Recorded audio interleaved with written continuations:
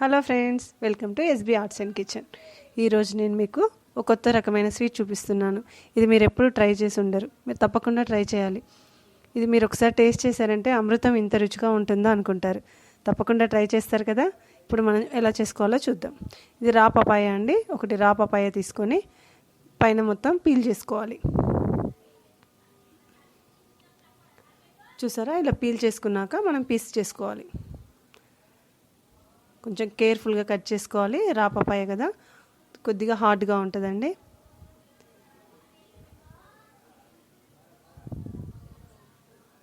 మనం 2 పీసెస్ చేసి మధ్యలో సీడ్స్ అన్నీ తీసేయాలి. తీసేసి శుభ్రంగా ఇలా పీసెస్ లాగా చేసుకోవాలి. ఇప్పుడు ఇదంతా మనం తురుముకోవాలి. ఇలా తురుము పెట్టుకోవాలి.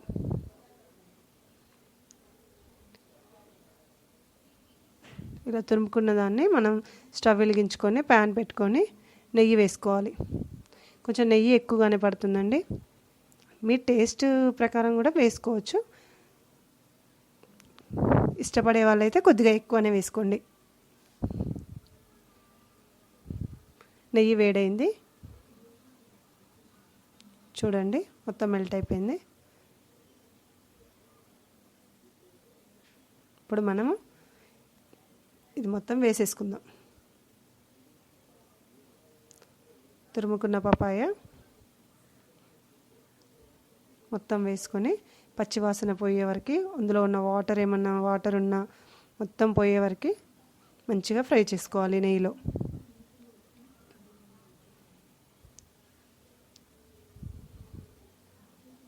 మనకి కలర్ కొద్దిగా చేంజ్ అవుతూ ఉంటుంది, క్వాంటిటీ కూడా తగ్గుతూ ఉంటుంది.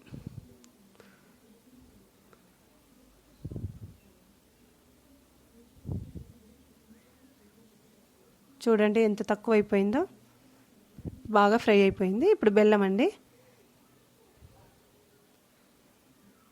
బెల్లం వేసుకొని బాగా కలుపుకోవాలి. బెల్లం మొత్తం కరిగి మనకి మొత్తం అంతా దగ్గరికి వస్తుంది, ఒక ముద్దలాగా తయారవుతుంది. ఇప్పుడు మళ్ళీ ఒక స్పూన్ నెయ్యి వేసుకోవాలండి.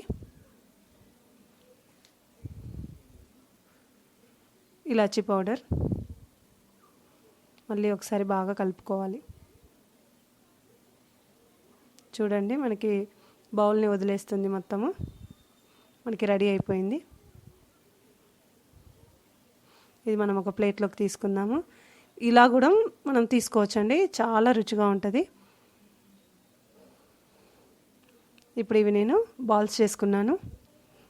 ఇప్పుడు మనం గోధుమ పిండి తీసుకొని ఒక ముద్ద చేసుకొని ఈ బాల్ని ముద్దలో పెట్టేసుకొని క్లోజ్ చేయాలండి.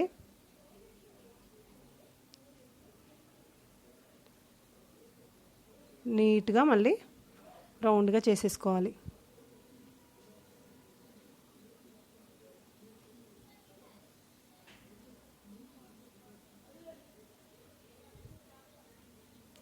మనకి స్వీట్ ఏది బయటికి రాకుండా నీట్గా మనం పిండేసుకొని మళ్ళీ చపాతీలాగా చేసుకోవాలి. బొబ్బట్లు చేసుకుంటాం కదండి, సేమ్ అలాగే.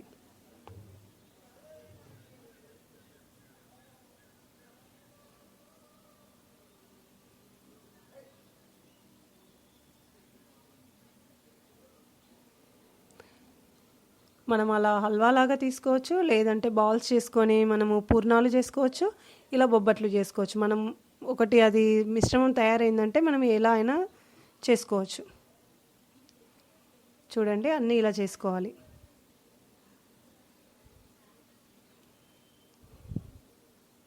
అన్నీ చేసుకున్నాము, రెడీ అయిపోయినాయి. ఇప్పుడు మనం ప్యాన్ పెట్టేసుకొని, మీకు నెయ్యి ఇష్టం ఉంటే నెయ్యి, లేదంటే ఆయిల్ వేసుకొని మనం రెండు వైపులా మంచిగా కాల్చుకోవాలి. నెయ్యితో కాల్చుకుంటే టేస్ట్ ఇంకా బాగుంటుందండి, అది మీ చాయిస్.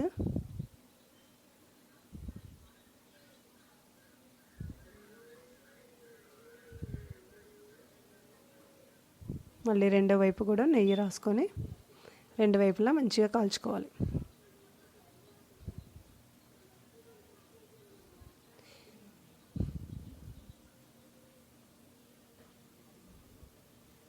చూడండి, మనకి అన్నీ రెడీ అయిపోతున్నాయి.